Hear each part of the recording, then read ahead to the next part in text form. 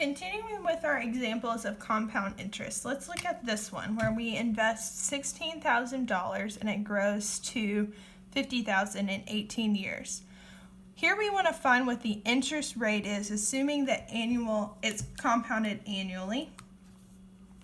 So this telling us assuming annual compounding not only tells us how often it's being compounded, but also what type of interest it is.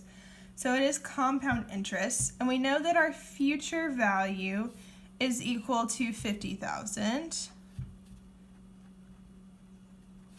And we know that our p-value is equal to 16,000.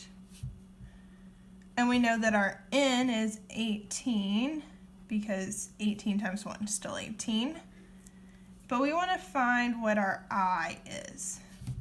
So we can plug everything into our same formula. So we have our future value of 50,000 is equal to our p-value, 16,000 times 1 plus our I to the n, which is 18. So why don't we divide this 16 over? We have 50,000 over 16,000 equal to 1 plus I, 18, which is the same as 50 over 16 equal 1 plus I to the 18.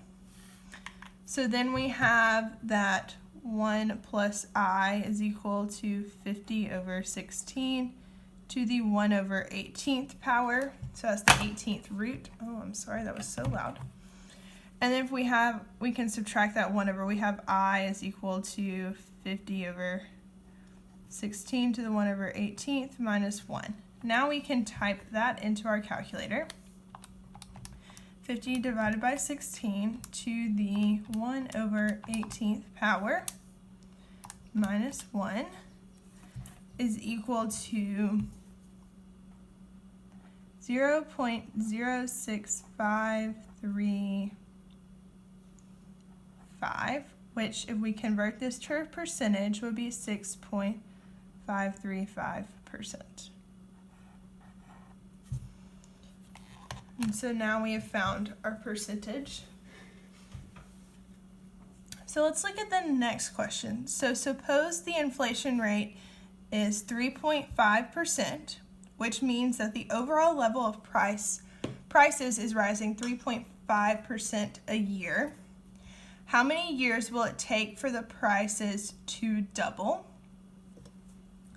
So we know that our I, which is our rate, is equal to 0.035 because our rate is this, and if we do it once per year, dividing by 1, we still get this. And we want our future value to be equal to 2p. And we want to find our n value. So we can let p equal 1, so then our future value would equal 2. So now we can plug in. So we have 2 equal to 1 times 1 plus 0.035 to the n. So we'd have 2 equal to 1.035, there we go, to the n. Now we want to solve for n. So we can take the ln of both sides, so ln of 2 equal to ln of 1.035 to the n. Ln of 2, we can, by the power property of logs, we can pull this n down in front. So we have n times ln of 1.035. And we can divide both sides by this ln of 1.035. So we have n equal to ln of 2 divided by ln of 1.035. And now we can use our calculators. Ln of 2 divided by ln of 1.035 is equal to 20.15.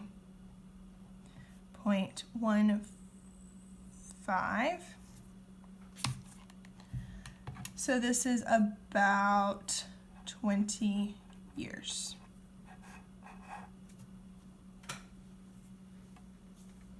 And for the last compound interest example, we see that Keisha must pay a lump sum of $6,000 in 5 years. What amount deposited today at 6.2% compounded annually will amount to $6,000 in 5 years? So we have that this is our future value. So our future value is equal to 6,000, and our I is equal, it's compounded annually, so 1 time a year. So our I would be 0.062 over 1, which is equal to 0.062. And our N is equal to 5.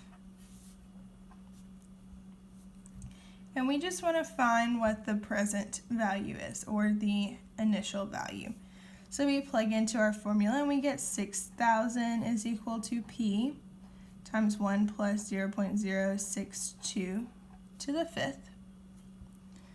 6,000 equal to P times 1.062 to the 5th. Now we can divide, so our P is equal to 6,000 divided by 1.062 to the 5th. And now you can use your calculator to type that in. So we have 6,000 divided by 1.062 to the 5th power. Make sure that you put your denominator in parentheses so that it doesn't put the power, doesn't get messed up to something else.